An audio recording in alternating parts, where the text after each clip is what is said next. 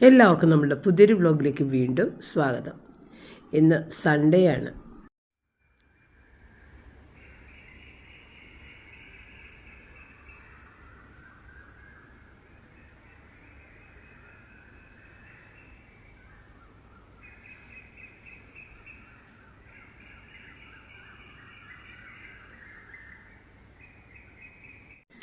അപ്പോൾ ഇന്ന് രാവിലെ എഴുന്നേറ്റിട്ട് പപ്പ മുറ്റം നനക്കാനൊന്നും നിന്നില്ല. കാരണം ഇന്ന് നമുക്ക് പണിക്കാരുണ്ട്.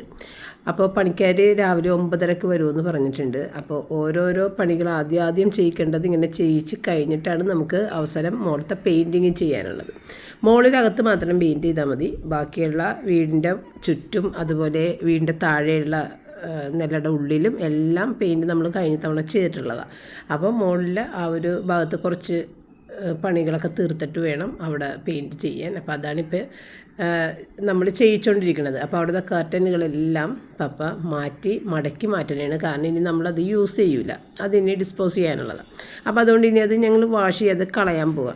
അപ്പോൾ അതുകൊണ്ട് അതെല്ലാം മാറ്റിക്കൊണ്ടുവന്ന് മടക്കി ചാക്കിൽ കെട്ടിയിട്ട് പപ്പ മാറ്റി വെച്ചിട്ടാണ്. അപ്പോൾ കുറേ അധികം കർട്ടനുകൾ, പഴയ കർട്ടനുകളാണത്. പക്ഷേ കേടുപാടുകളൊന്നും ഇതുവരെ വന്നിട്ടില്ല. എങ്കിൽ തന്നെയും നമ്മളത് ഇനി എടുക്കില്ല. കാരണം ഇനി മുകളിലത്തെ കർട്ടനുകളെല്ലാം നമ്മുടെ താഴെ പോലെ തന്നെ ബ്ലൈൻഡ് കർട്ടൻസ് ആക്കാനാണ്, എല്ലാം ഒരുപോലെ തന്നെ ആക്കാനാണ്. അങ്ങനെ ആ പണികളൊക്കെയാണ് പപ്പ ചെയ്തത്. കുറേ അധികം പണിയാണ് കേട്ടോ. പപ്പ പണി ചെയ്ത് ഒരു വിധത്തിലായിട്ടുണ്ട്. ഒത്തിരി പണികളാണ്. അപ്പോൾ ഇന്ന് ഏതായാലും ഞാൻ ഇത്തിരി ചെറുപയറും പുട്ടുമാണ് ഉണ്ടാക്കുന്നത് കേട്ടോ.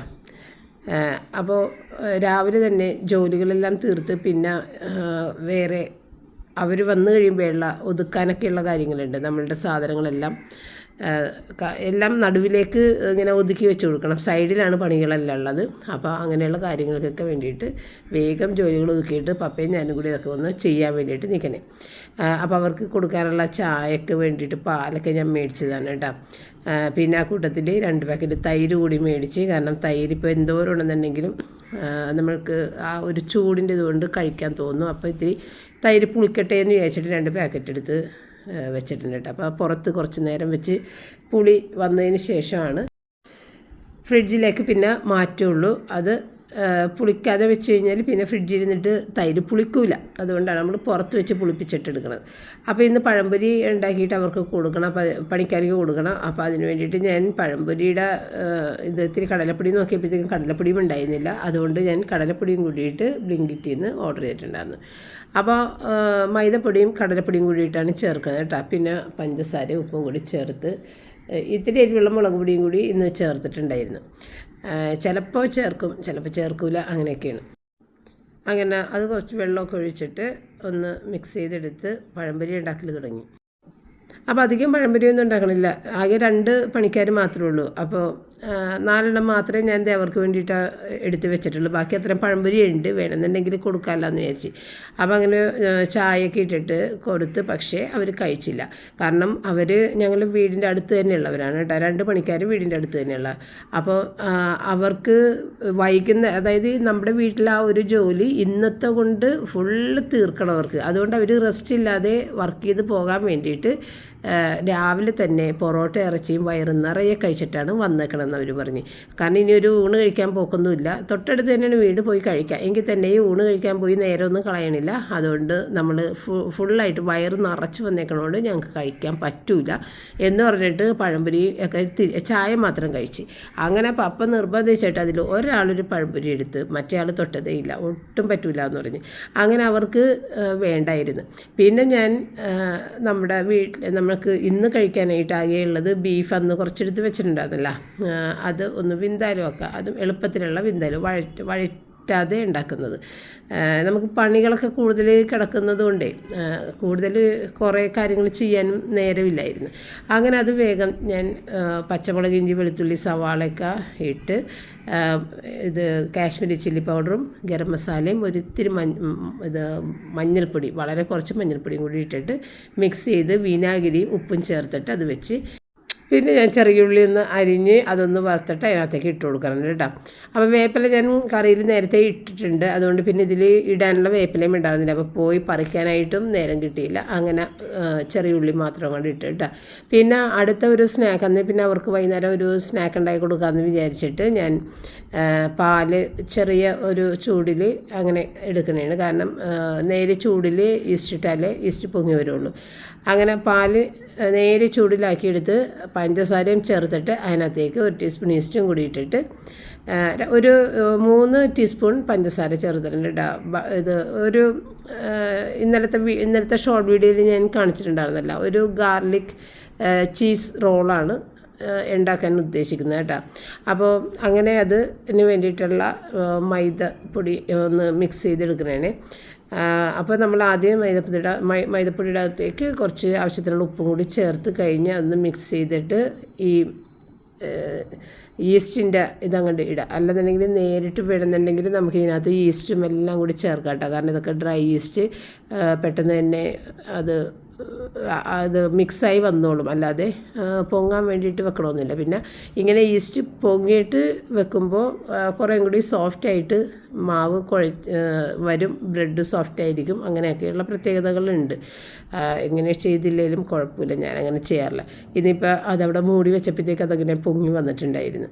അപ്പോൾ അതിട്ടിട്ട് പിന്നെ നമുക്ക് പിന്നെ സ്റ്റാൻഡ് മിക്സർ വന്നതോടുകൂടി സ്റ്റാൻഡ് മിക്സർ ഞാൻ പെട്ടിൻ്റെ പണി കൊടുത്തുകൊണ്ടിരിക്കുന്നത്. ഏതായാലും അത് ചെയ്ത് ഒരു 6 മിനിറ്റോളം ഇട്ടിട്ട് ഒന്ന് കുഴച്ചെടുത്ത്. സാധാരണ നമ്മൾ കൈ വെച്ച് കുഴക്കുമ്പോൾ ഒരു 10-15 മിനിറ്റ് കുഴച്ചെടുക്കണം. അപ്പോൾ കയ്യിലൊക്കെ ഒട്ടിപ്പിടിച്ചാക്കിയ നാശവും. ഇതാകുമ്പോഴത്തേക്കും നമ്മുടെ കയ്യിലൊന്നും പിടിക്കില്ല. അപ്പോൾ സ്റ്റാൻഡ് മിക്സർ ഒരു 5-6 മിനിറ്റ് ഇട്ട് കഴിഞ്ഞിട്ടുണ്ടെങ്കിൽ പിന്നെ ഒന്ന് ഓഫ് ചെയ്ത് ഇട്ട് കഴിഞ്ഞിട്ട് പിന്നെയും ഒരു 5-6 മിനിറ്റ് കൂടി ഇതുപോലെ തന്നെ ഇടണമെങ്കിൽ നല്ല സോഫ്റ്റായിട്ട് കുഴച്ച് കിട്ടും. അങ്ങനെ അത് കഴിഞ്ഞിട്ട് ഇനി അതിനെ പൊങ്ങാൻ വേണ്ടിയിട്ട് ഈ പാത്രത്തിൽ തന്നെ ഞാൻ മൂടി വെച്ചിട്ട് ഒരിത്തിരി എണ്ണ തടവി വെച്ച് കഴിഞ്ഞിട്ടുണ്ടെന്നുണ്ടെങ്കിൽ ഒട്ടിപ്പിടിക്കാതെയൊക്കെ പോരും. അപ്പോൾ അതും കഴിഞ്ഞ് ഇനിയിപ്പോൾ ഇതിൻ്റെ അകത്തേക്ക് വെക്കാനായിട്ട്, അതായത് നമ്മൾ ഫില്ലിംഗ് എന്ന് പറയാനായിട്ട് വലിയ സംഭവങ്ങളൊന്നും ഇല്ല. നമുക്ക് ഇറച്ചിയുടെ ഫില്ലിങ് എന്തെങ്കിലുമൊക്കെ വെക്കാം. നേരത്തെ ഞാൻ ഇതിൻ്റെ അകത്ത് ചിക്കൻ്റെയൊക്കെ ഫില്ലിങ് വെച്ചിട്ട് പലതവണ ചെയ്തിട്ടുണ്ട് കേട്ടോ. അപ്പോൾ ഇത്തവണ ഏതായാലും ചിക്കൻ്റെ ഫില്ലിങ് വെക്കാൻ എനിക്ക് തോന്നിയില്ല. കാരണം ഈ ഒരു ചീസ് വെച്ചിട്ട് ചെയ്യാമെന്ന് വിചാരിച്ച്. അപ്പോൾ ചിക്കൻ്റെ വെച്ചാലും ഈ ഒരു ഗാർലിക്കും ഇത് മല്ലിയിലയും കൂടിയിട്ട് ഇങ്ങനെ ബട്ടറിൽ മിക്സ് ചെയ്തിട്ട് അതൊന്ന് പുറത്തുമൊക്കെ ബ്രഷ് ചെയ്ത് കൊടുക്കും കേട്ടോ. അപ്പോൾ ഇന്നിപ്പോൾ ഏതായാലും മല്ലിയില ഭയങ്കര കുറവായിരുന്നു. ഉള്ള മല്ലിയില വെച്ചിട്ട് ഉള്ളിൽ മാത്രം ഞാൻ ഫില്ല് ചെയ്ത് ആ ഒരു ഗാർലിക്കിൻ്റെ ടേസ്റ്റൊക്കെ നല്ല ഇങ്ങനെ കുറച്ച് വെന്ത് വരുമ്പോഴുള്ളൊരു ടേസ്റ്റിൽ അതൊക്കെ വരാൻ വേണ്ടിയിട്ട് അങ്ങനെ ഇതെല്ലാം കൂടിയിട്ട് നല്ല രീതിയിൽ ചോപ്പ് ചെയ്തതിന് ശേഷം ഇനി നമുക്ക് ബട്ടറിൽ മിക്സ് ചെയ്തെടുക്കണം. അപ്പോൾ മുകളിൽ അവർക്ക് കുടിക്കാനുള്ള വെള്ളം എടുക്കാൻ വേണ്ടിയിട്ടൊക്കെ പപ്പ വന്നതാണ് കേട്ടോ. അപ്പോൾ എൻ്റെ അടുത്ത് വെള്ളം എടുത്തതാന്നൊക്കെ പറഞ്ഞപ്പോൾ ഞാൻ റയനെ വിളിച്ചതാണ്. ഐസ് എടുത്ത് കൊടുക്കണം. അപ്പോൾ ഐസ് ഫ്രിഡ്ജിൽ നിന്നൊക്കെ എടുത്ത് കൊടുക്കുമെന്ന് പറഞ്ഞിട്ട് റയനെ വിളിച്ചതാണ്. കാരണം എൻ്റെ കയ്യിൽ അഴുക്കാണ്, അപ്പോൾ അത് അതിനകത്ത് ആണ്ടല്ലാന്ന് വെച്ചിട്ട്. അങ്ങനെ നമ്മളേതായാലും ഫുഡൊക്കെ കഴിച്ചത് ഇവിടെ ഇരുന്നിട്ടാണ് കേട്ടോ.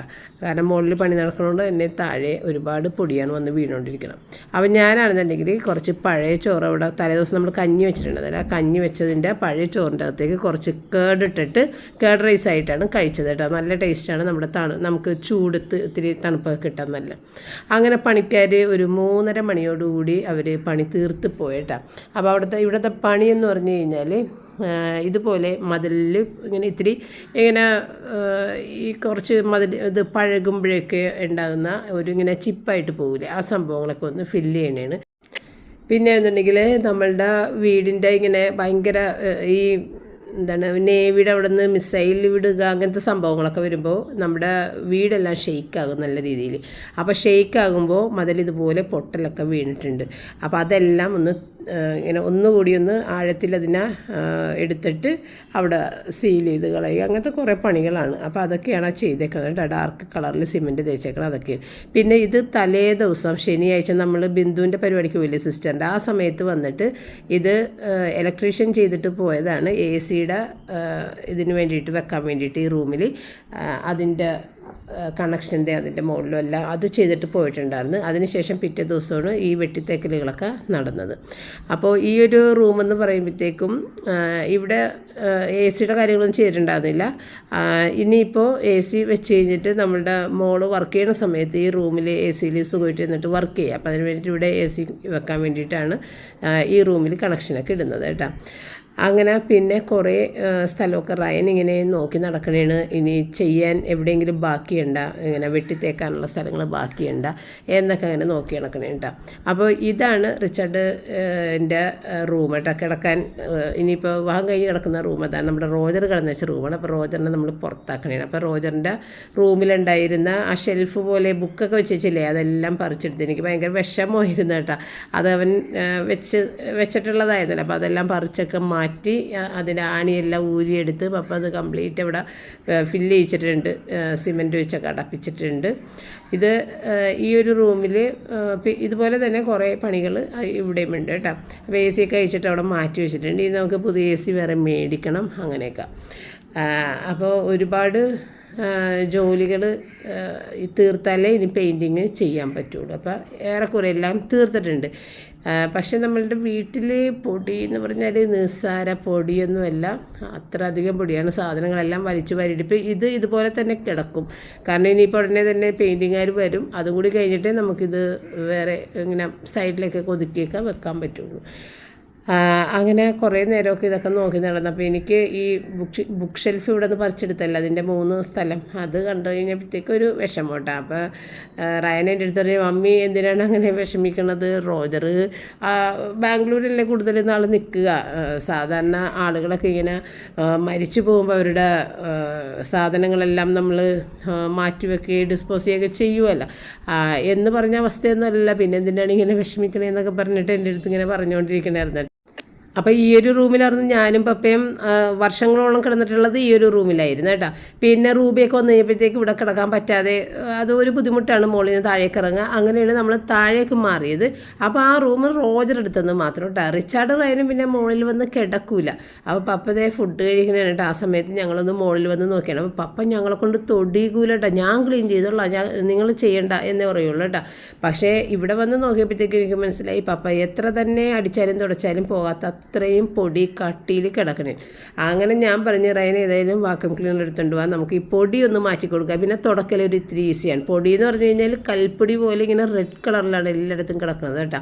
അപ്പോൾ അത്രയും പൊടി ഇങ്ങനെ മിത വീണ് അങ്ങനെ കിടക്കണേണ്. അപ്പോൾ ഞാൻ പറഞ്ഞ് ഏതായാലും നമുക്കിതൊന്ന് ക്ലീൻ ചെയ്ത് കൊടുക്കാം. അപ്പോൾ സമ്മതിക്കില്ല, വേണ്ട വാക്യൂം ക്ലീനറൊന്നും കേടാക്കണ്ട, ഇതൊക്കെ ഞാൻ ചെയ്തോളാം എന്നാണ്.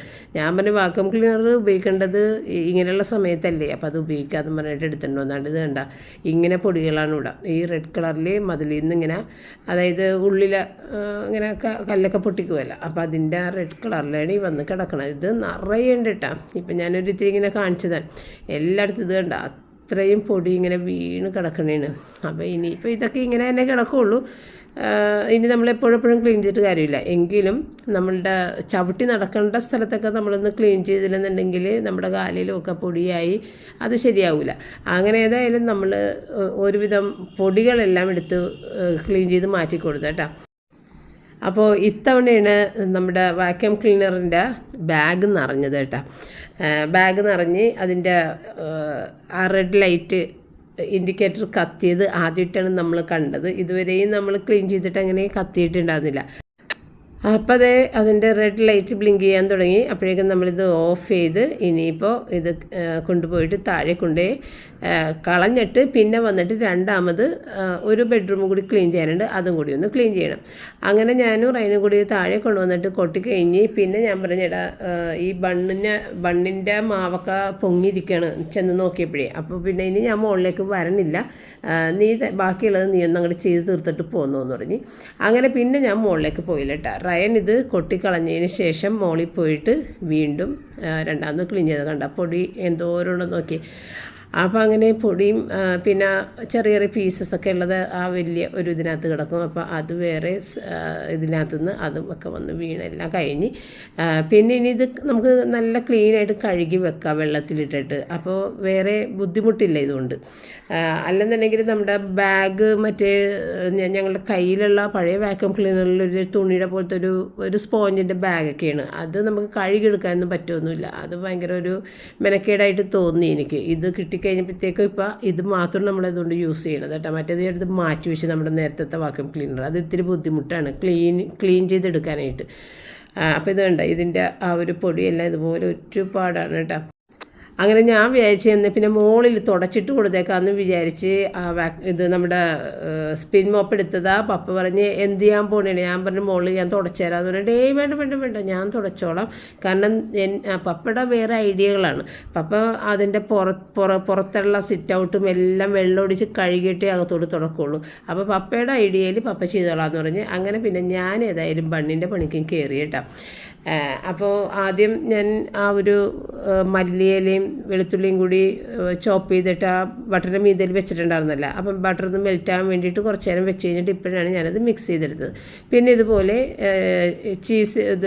ചീസിൻ്റെ ചെറിയ ഇത് ക്യൂബുകളായിട്ടൊക്കെ ഇട്ടിട്ടുണ്ടായിരുന്നു. അപ്പോൾ അതൊന്ന് കട്ട് ചെയ്തിട്ട് ഇതിൻ്റെ അകത്തേക്ക് വെക്കണം, നീളത്തിലാക്കിയിട്ട് വെക്കണം. 2 പീസ് ഇങ്ങനെ നീളത്തിൽ വെച്ചിട്ട് വെക്കാമെന്ന് വിചാരിച്ചേട്ടാ. അപ്പോൾ ഇത് പൊടി നല്ല രീതിയിൽ പൊങ്ങി വന്നിട്ടുണ്ട്. ഇനിയിപ്പോൾ ഇതിനെ ഡിവൈഡ് ചെയ്ത് ഓരോ ബോളാക്കി ഒന്ന് നീളത്തിൽ പരത്തിയിട്ട് അതിനകത്ത് ഫില്ലിങ് വെച്ച് ഒന്ന് മടക്കിയെടുക്കണം, അത്രയേ ഉള്ളൂ. അപ്പോൾ ഇനി നമ്മുടെ ഇത് ഓവൻ പ്രീ ഹീറ്റ് ചെയ്യാൻ വേണ്ടി അപ്പോൾ 160 ഡിഗ്രിയിലാണ് പ്രീ ഹീറ്റ് ചെയ്യണത്. ഓട്ടോ പ്രീ ഹീറ്റ് അതിൽ അരമണിക്കൂറോളമാണ് പ്രീ ഹീറ്റ് വരുന്നത് കേട്ടോ. കാരണം പ്രീ ഹീറ്റ് എന്ന് പറയുന്നത് വളരെ ഇമ്പോർട്ടൻ്റ് ആണ്. ഇപ്പം നമ്മൾ പാത്രത്തിൽ സ്റ്റൗ ടോപ്പിൽ വെച്ച് ചെയ്ത് കഴിഞ്ഞാലും പ്രീ ഹീറ്റ് ചെയ്യുന്നത് ഒരു 10-25 മിനിറ്റ് പ്രീ ഹീറ്റ് ചെയ്ത് അത്രയും ചൂടാക്കി ഇട്ട് കഴിഞ്ഞാൽ ഈ ബണ്ണ് ആണെന്നുണ്ടെങ്കിലും നമുക്ക് സ്റ്റൗ ടോപ്പിൽ വെച്ചിട്ട് അതിൻ്റെ മുകളിൽ ബ്രൗൺ കളറാക്കി എടുക്കാനായിട്ട് സാധിക്കും. പ്രീ ഹീറ്റ് അധികം നേരം ചെയ്യാതെ അത് നമ്മൾ ഒരു 10 മിനിറ്റ് ചെയ്തിട്ട് നേരെ വെച്ച് കഴിഞ്ഞിട്ടുണ്ടെങ്കിൽ ഈ സ്റ്റൗ ടോപ്പിൽ ഒട്ടും തന്നെ മുകളിൽ കളറൊന്നും വരില്ല. ക്രീം കളറിൽ വെന്ത് വരുമെന്നേ ഉള്ളൂ, ക്രീം കളറിൽ തന്നെ ആയിരിക്കുള്ളൂ ഇരിക്കുക. അപ്പോൾ പ്രീ ഹീറ്റ് ചെയ്യുന്ന ടൈം കൂടുതലിട്ട് പ്രീ ഹീറ്റ് ചെയ്ത് കഴിഞ്ഞാലാണ് നല്ല ബ്രൗണിങ് ഒക്കെ ഉണ്ടാവുന്നത്. അതിപ്പോൾ സ്റ്റൗ ടോപ്പിലായാലും നമ്മുടെ ഓവനിലായാലും പ്രീ ഹീറ്റ് ചെയ്യേണ്ടത് നിർബന്ധമാണ്. അങ്ങനെ ആ ഒരു ഫില്ലിങ് വെച്ച് പിന്നെ ഇത് നേർപ്പിച്ച് 2 പീസായിട്ട് കട്ട് ചെയ്തിട്ട് അതും കൂടി വെച്ച് ഇതൊന്ന് മടക്കി ഒന്ന് ഒട്ടിച്ചതിന് ശേഷം പതിയെ ഒന്ന് പ്രസ് ചെയ്ത് കൊടുത്തതിന് ശേഷം പിന്നെ നമ്മളിതൊന്ന് വരഞ്ഞെടുക്കണം. അപ്പോൾ വരഞ്ഞെടുക്കുമ്പോൾ താഴെ ഭാഗം വിട്ടങ്ങോട്ട് പോകണ്ട, അവിടെ പിടിച്ച് തന്നെ ഇരിക്കണം. അല്ലെന്നുണ്ടെങ്കിൽ അത് വിട്ടുപോയാൽ പിന്നെ കറക്റ്റായിട്ട് നമുക്ക് ഫോൾഡ് ചെയ്തെടുക്കുമ്പോൾ ഒരു ഇത് വരില്ല. അപ്പോൾ ആ താഴെ ഭാഗം ഒന്ന് ഇതാക്കിയിട്ട് ഇതിങ്ങനെ ഫോൾഡ് ചെയ്തെടുത്തിട്ട് ഒന്ന് വളച്ച് ഒക്കെ എന്തെങ്കിലും ചെയ്യാം. നേരത്തെ ഞാൻ നേരെ വെച്ചിട്ടൊക്കെ ചെയ്തിട്ടുണ്ട്, അല്ലെന്നുണ്ടെങ്കിൽ വളച്ച് വെച്ചും ചെയ്തിട്ടുണ്ട്. ഇതൊക്കെ നേരത്തെ പലതവണ ഞാൻ ചെയ്തിട്ടുള്ളതാണ്. അപ്പോൾ അതങ്ങനെ വളരെ കുറച്ചേ ഉള്ളൂ. പക്ഷേ ഇത് ഉണ്ടാക്കാനായിട്ട് കഴിക്കാനായിട്ടൊന്നും നമ്മുടെ പണിക്കാർ നിന്നില്ല കേട്ടോ. അവർ 3:30 തന്നെ പോയി. അവർക്ക് വീട്ടിൽ ചെന്നിട്ട് ഊണ് കഴിക്കാമല്ല എന്ന് പറഞ്ഞിട്ട്. അപ്പോൾ അവർ പോകുന്ന സമയത്ത് ഇത് മാവ് പൊങ്ങിപ്പോലും വന്നിട്ടുണ്ടാകുന്നില്ല കേട്ടോ. അപ്പോൾ അവർ പോയി കഴിഞ്ഞ് നമ്മളിപ്പോൾ ക്ലീനിങ് കഴിഞ്ഞ് എല്ലാം കഴിഞ്ഞ് വന്നതിന് ശേഷമാണ് ഇതിപ്പോൾ ബേക്ക് ചെയ്യാനായിട്ടൊക്കെ കയറ്റാൻ പോണത്. അങ്ങനെ ഞാൻ പ്രീ ഹീറ്റ് ചെയ്യാൻ ഇട്ടതിന് ശേഷമാണ് ബാക്കിയുള്ള ബോൾസുകളെല്ലാം വേഗം പരത്തിയെടുത്തത്. ഇതിനൊന്നും വലിയൊരു ബുദ്ധിമുട്ടില്ല കേട്ടോ, പെട്ടെന്ന് ചെയ്തെടുക്കുക, ഒരു ബുദ്ധിമുട്ടുമില്ല.